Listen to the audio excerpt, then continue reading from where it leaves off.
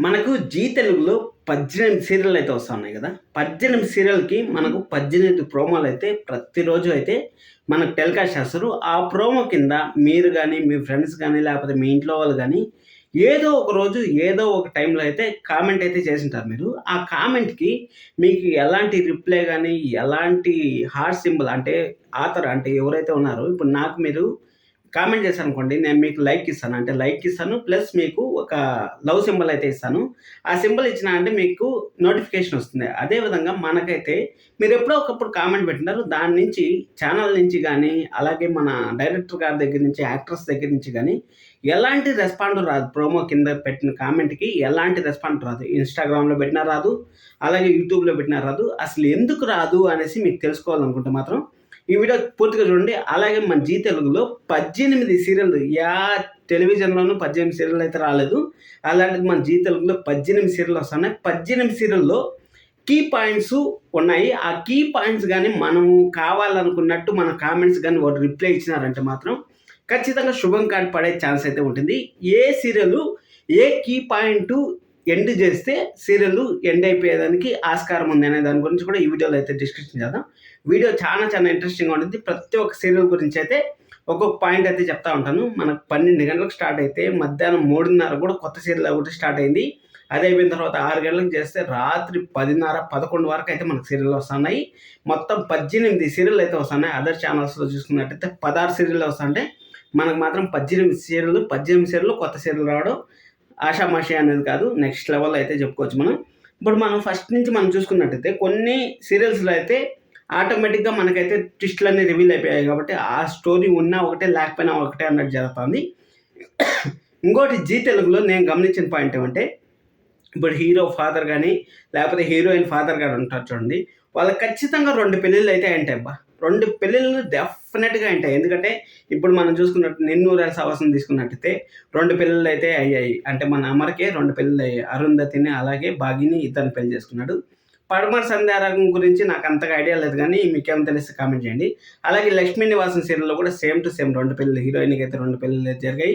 అది అయిపోయిన తర్వాత 'మేఘ సందేశంలో' కూడా మన చరణ్ గారు ఉన్నారు కదా! వాళ్ళకు 2 పెళ్ళిళ్ళు అయితే జరిగాయి. అదయిపోయిన తర్వాత 'జేమ్స్' సీరియల్ గురించి మనం ఎంత తక్కువ మాట్లాడుకుంటే అంత మంచిది. ఎందుకంటే 'జేమ్స్' సీరియల్ అంత క్లారిటీ లేకుండా తీస్తా ఉంటారు అనేసి మీరే కామెంట్స్ చేస్తా ఉంటారు. ఆ కామెంట్స్ కింద మీకు రిప్లై కూడా ఇయ్యరు కాబట్టి ఆ సీరియల్ గురించి దాంట్లో 2 పెళ్ళిళ్ళు జరిగాయా లేదా అనేసి జరిగాయి అనుకుంటా. ఎందుకంటే హీరోయిన్‌కి, హీరోకి ఇప్పుడు పెళ్లి జరిగిందంటే అంతకుముందే పెళ్లి జరిగిందా అనే సంకేతాలు కూడా అయితే వస్తా ఉన్నాయి. చూద్దాం అదేం జరిగిందని మనం ఫ్లాష్ బ్యాక్ అయితే తెలుస్తుంది. అదయిపోయిన తర్వాత 'చామంతి' సీరియల్‌లో కూడా అక్కడ పని మనిషిలాగా ఉన్నారు కదా! వాళ్ళు 'హరిశ్చంద్ర' గారు. వాళ్ళకి 2 పెళ్ళిళ్ళైతే జరిగాయి. వాళ్ళకి 2 పెళ్ళిళ్ళు జరిగిన తర్వాత 'జగదాత్రి' సీరియల్‌లో కూడా కేదార్ వాళ్ళ అమ్మకి 2 పెళ్ళిళ్ళైతే జరిగాయి. అలాగే మన 'జగదాత్రి' వాళ్ళ నాన్నగారికి 2 పెళ్ళిళ్ళైతే జరిగాయి. అదయిపోయిన తర్వాత 'ఆటో విజయశాంతి' సీరియల్‌లో 2 పెళ్ళిళ్ళు లేదనుకుంటా. బహుశా లేకపోవచ్చు. అదయిపోయిన తర్వాత 'లక్ష్మీ రావే మా ఇంటికి' సీరియల్‌లో కూడా అక్కడ 2 పెళ్ళిళ్ళైతే హీరోయిన్ వాళ్ళ అమ్మగారికైతే 2 పెళ్ళిళ్ళైతే జరిగాయి. అదయిపోయిన తర్వాత 'ప్రేమ యుద్ధం' సీరియల్ మనకైతే ఐడియా లేదు. ఈ విధంగా ప్రతి ఒక్క సీరియల్‌లో 2 పెళ్ళిళ్ళైతే కామన్‌గా అయితే మనకు ప్రైమ్ టైమ్‌లో వచ్చే సీరియల్ ప్రతి ఒక్క సీరియల్‌లో 2 పెళ్ళిళ్ళు హీరో వాళ్ళ నాన్నకి, హీరోకి. అదయిపోయిన తర్వాత ఇంకొక కామన్ పాయింట్ నేను గమనించిందేమంటే ప్రతి హీరోకి ఒక అగైనెస్ట్‌గా ఒక హీరోయిన్ అంటే ఆ హీరోని ట్రాప్ చేయాలనేసి, హీరోయిన్‌ని సైడ్ చేయాలనేసి సేమ్ ప్యాటర్న్‌తో అయితే ఎన్నో సీరియల్స్ అయితే మనం చూస్తానే ఉన్నాం. ఓకాల నుంచి చూస్తాను. ఇప్పుడు కూడా అవే అయితే కంటిన్యూ అవుతాను. ప్రతి ఒక్క సీరియల్‌లో ఇప్పుడు 'పడమర సంధ్యారాగం' తీసుకున్నా అదే విధంగా ఉంది. 'నిన్నూరేళ్ల సావాసం' తీసుకున్నా గానీ అదే భాగ్యం సైడ్ చేస్తే మనకు దగ్గరైపోవచ్చు అనేసి వీళ్ళైతే ప్రయత్నాలు చేస్తా ఉంటారు. అదయిపోయిన తర్వాత 'జగదాత్రిలో' మన 'జగదాత్రి' ఒక్క సీరియల్‌లో మాత్రమే అగైనెస్ట్‌గా లేరబ్బా! మన కేదార్‌కి ఎవరు అగైనెస్ట్‌గా లేరు. అదయిపోయిన తర్వాత మనకు 'చామంతి' సీరియల్ చూసుకున్నట్టయితే 'చామంతిలో' మొత్తం హోల్ ఫ్యామిలీ మొత్తం విలన్స్‌గానే ఉంటారు అది చూసుకున్నట్టయితే. అలాగే 'ఆటో విజయశాంతి' చూసుకున్నట్టయితే వాళ్ళ విజయశాంతిని పెళ్లి చేసుకున్నాడు మన చిరంజీవి అనేసి, చిరంజీవి పెళ్లి పీటల దగ్గరికెళ్ళినా గానీ అది కూడా అగైనెస్టే అని మనం అయితే అనుకోవచ్చు. అలాగే 'లక్ష్మీ నివాసం' సీరియల్ తీసుకున్నట్టయితే 'లక్ష్మీ నివాసం' సీరియల్‌లో గురించి నాకు అంతగా ఐడియా లేదు. మీకు తెలిస్తే కామెంట్ చేసేయండి. సరే ఫ్రెండ్స్ మనం మెయిన్ పాయింట్‌లోకి వెళ్ళిపోదాం. ఇప్పటికే వీడియో లెంత్ అయిపోతుంది కాబట్టి ముక్కుపుడక సీరియల్‌లో ఉండే కీ పాయింట్స్ అంతా నాకు తెలిసినంత వరకు రిలీజ్ అయిపోయింటాయి. ఇప్పుడు ఏ టైంలో అన్నా ఎండ్ అయిపోతుంది కాబట్టి దాని గురించి పెద్దగా జస్ట్ టైమ్ స్లాట్ కోసం అనేసి సీరియల్‌ని అయితే కంటిన్యూ చేస్తా ఉంటారు. మనం ఎప్పటి నుంచి మాట్లాడుకుంటా ఉన్నాం. అలాగే 'ఉమ్మడి కుటుంబం' సీరియల్‌లో కూడా సేమ్ ప్యాటర్న్ అబ్బా! ఇక్కడ కూడా ఆఫ్టర్నూన్ సీరియల్స్ కాబట్టి ఎలాంటి టైం చేంజ్ ఉండదు. ఎలా ఉంటుందో ఏం పెద్దగా ట్విస్టులు ఏమి లేవని నేను అనుకుంటున్నాను. మీకేమైనా తెలిస్తే కామెంట్ చేయండి. అలాగే దీర్ఘ సుమంగళిలో కొత్త ట్విస్టులు అయితే మనకైతే వస్తాయి. ఇంద్ర బతికొచ్చాడు, ఇంద్ర చనిపోయాడు అనుకున్నాము. ఇలాంటి ట్విస్టులని మళ్ళీ కొత్తగా రివీల్ చేయడం అనేది కొంచెం కొత్తదనం అయితే ఉంది. ఈ ట్విస్టులు కూడా అలాగే దాచిపెడతా ఉంటారు కాబట్టి మనకి సీరియల్ అనేది ఇంకా ముందుకైతే చూడగలుగుతాను. గుండమ్మ కథ సీరియల్ మనకి యాక్టర్స్ ఒక్కొక్క జనరేషన్కి ఒక్కొక్క యాక్టర్స్ చనిపోతూ ఉంటారు. ఎవరు వాళ్ళు చనిపోతూ ఉంటారు ఏమనేసి మనకైతే ఒక మిస్టరీ ఉంటుంది. ఆ మిస్టరీ వీడిందంటే సీరియల్ అయితే అయిపోతుంది. ఆ సీరియల్ కూడా అయ్యేదానికి అయితే ప్రసక్తి లేదు. అలాగే కలవారు కోళ్ళ కనమహాలక్ష్మి హీరోయిన్ని ఎన్ని ఇబ్బందులు పెడతా ఉంటారు, ఎన్ని టార్చర్లు పెడతా ఉంటారు. అక్కడ హీరోకి తెలిసిందంటే చాలు అక్కడ సీరియల్ అయితే అయిపోతుంది. కాబట్టి ఆ హీరోకి అయితే తెలియజేయరు, ఏ టైంలో తెలియజేయరు అని మనకు తెలుసు. అలాగే ఎన్నాళ్ళ వచ్చిన ఉదయం మనకైతే ఐడియా లేదు. గరాన మొగుడులో కూడా ఒక అబ్బాయికి 2 గర్ల్ ఫ్రెండ్స్ ఉండడం కామన్. అలాగే వాళ్ళ అల్లుడిని దగ్గరికి చారదీసిందంటే సరిపోతుంది. వాళ్ళ అత్త అయితే అల్లుడిని దగ్గరికి చారదీదు, వాళ్ళ ఇంట్లో కుటుంబ సమస్యల వల్ల. ఆ సీరియల్ అయితే మనకైతే రన్ చేస్తూ ఉంటారు. అలాగే కొంగు బంగారం అనే సీరియల్ ఇప్పుడైతే టెలికాస్ట్ అయింది కాబట్టి దాంట్లో ఇంకా ట్విస్టులు ఏమి రాలేదు కాబట్టి దాని గురించి అయితే మనం మాట్లాడుకోకూడదు. ఇంకా నిన్నూరల సావాసం సీరియల్లో మన అమర భాగి ఫస్ట్ అరుంధతి కలవాలి అనేసి అనుకున్నాం. అరుంధతి కలిసే అరుంధతిని సైడ్ చేసిన తర్వాత ఇప్పుడు భాగి అయితే మన అమర్కి అయితే దగ్గరైంది. అమర్కి దగ్గరైన తర్వాత కూడా మన భాగి కూడా దూరం అయిపోయింది. 5 సంవత్సరాల నుంచి దూరంగా ఉంది. ఇక్కడ కీ పాయింట్ ఏమంటే అరుంధతి ఆ ఇంటికి కానీ వచ్చిందంటే సీరియల్లో స్టోరీ ఉండదు కాబట్టి సీరియల్ ఎండ్ అవుతుంది అనేసి మనం అయితే అనుకోవచ్చు. కానీ ఇక్కడ ఎండ్ అయ్యే ప్రసక్తి లేదు. నిన్నూరల సావాసం ఇంకా స్టోరీ అనేది చిన్న పాప వచ్చింది కాబట్టి చిన్న పాప ఈరోజు అయితే ఆ గరుడకి వాళ్ళకి యుద్ధం జరగబోతుంది కాబట్టి నేను కూడా ఇక్కడ వెయిట్ చేస్తాను ఎపిసోడ్ కోసం. మన శనివారం ఎపిసోడ్ రివ్యూ అయితే చేస్తాను చెప్పాను. 1 వీక్ మొత్తం ఎపిసోడ్ అయితే మీకు చేస్తాను. పడమటి సంధారకం గురించి నాకైతే పెద్దగా ఐడియా లేదు. కానీ అన్వాంటెడ్ సీన్స్ అయితే ఎక్కువ వస్తాయి అనేసి మనకైతే తెలుసు. అంటే ఆల్రెడీ ఉన్న ట్విస్టులు ఉన్న టర్న్లు అన్నీ రివీల్ అయిపోయాయి. దీంట్లో కూడా మన ఆద్య వాళ్ళ నాన్నగారు ఎవరు అనేసి మనకైతే పెద్ద ట్విస్ట్ డ్రామా అయితే నచ్చింది.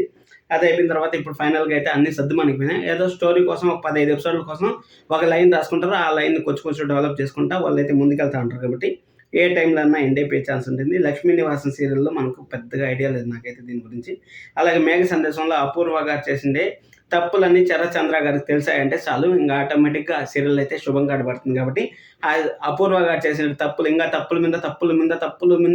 తప్పులు చేసుకొని పోతానే ఉంటారు. కానీ ఎప్పుడు ఫుల్ స్టాప్ పెడతారు అనేది మనకైతే క్లారిటీ లేదు. అలాగే భూమి గగన్ మధ్య ఇప్పుడు కొంచెం సఖ్యత అయితే ఏర్పడింది కాబట్టి వాళ్ళ మధ్య కొంచెం లవ్ సీన్స్ అయితే పెడతారు. సీరియల్ అయితే ఎండ్ కాదులేండి, మీరేం భయపడతాను. జేమ్స్ సీరియల్లో మనకి క్లారిటీ లేకుండా ఉండే సీరియల్ ఏదన్నా ఉందంటే జీ తెలుగులో ఆ జేమ్స్ సీరియల్ అని చెప్పుకోవచ్చు. ఎందుకంటే హీరోకి ముందుతో పెళ్ళి అయిందా లేదా అని మనకు తెలియదు.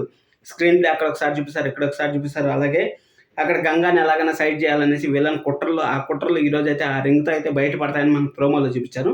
ఆ ప్రోమోలో చూపించినా కానీ మనకు ఆ కుట్రలు ఏం బయటపడవు. జస్ట్ ఎలాగోలా తప్పించుకునేస్తారు.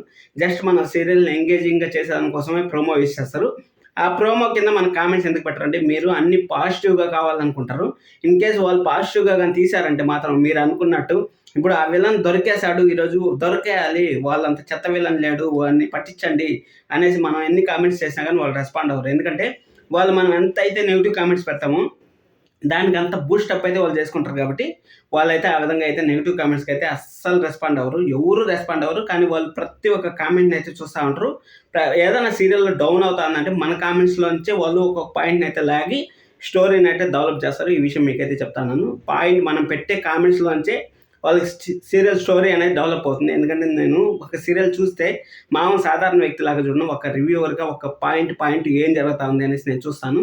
నా రివ్యూలు చూసినారంటే మీకే అర్థమవుతుంది. జగదాత్రి, నిన్నూరల సావాసం అవన్నీ చేశాను కాబట్టి ఒకసారి చూడండి. చామంతి సీరియల్లో కూడా మన చామంతి సీరియల్లో అక్కడ మన వీళ్ళు ఉన్నారు కదా, హీరో వాళ్ళ అమ్మగారు ఉన్నారు కదా, వాళ్ళు ఎవరు అనేసి తెలిసిపోయిందంటే అక్కడ సంస్థానానికి పని మనిషి అనేసి తెలిసిపోయిందంటే ఇంకా అయిపోయా కొలాప్స్ ఆడ ఏమీ లేదు. హర్షవర్ధన్ గారికి నిజం తెలిసి నోట్లోంచి బయటకు వచ్చిందంటే, అలాగే మన చామంతికి ప్రేమకి పెళ్ళి అయిపోయిందంటే ఇంకేమీ లేదు స్టోరీ. అందుకోసం అనేసి మనకి ఎప్పుడు కానీ రివీల్ చేయరు. అలాగే రోజా ఒక మిడిల్ క్లాస్ కన్నా లోయర్ మిడిల్ క్లాస్ అనేసి రమాదేవి గారికి కానీ తెలిసిందంటే అక్కడ ఇంకేమీ లేదు స్టోరీ. కాబట్టి అందుకోసం అనేసి వాళ్ళ గురించి అయితే మనకు రివీల్ అయితే చేయరు.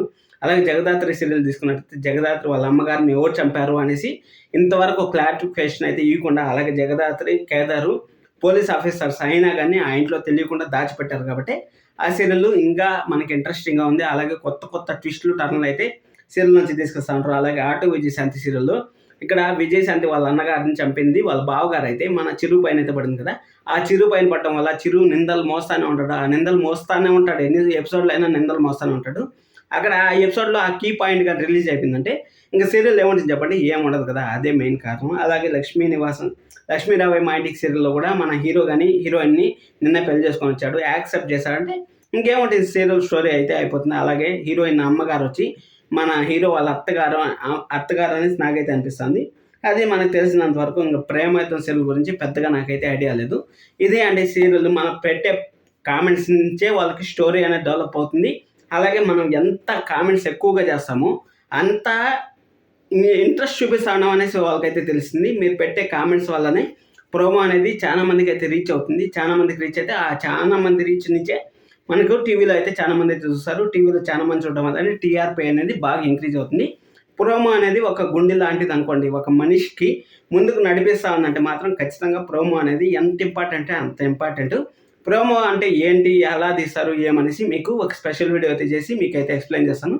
Thank you so much. Love you all. Bye bye.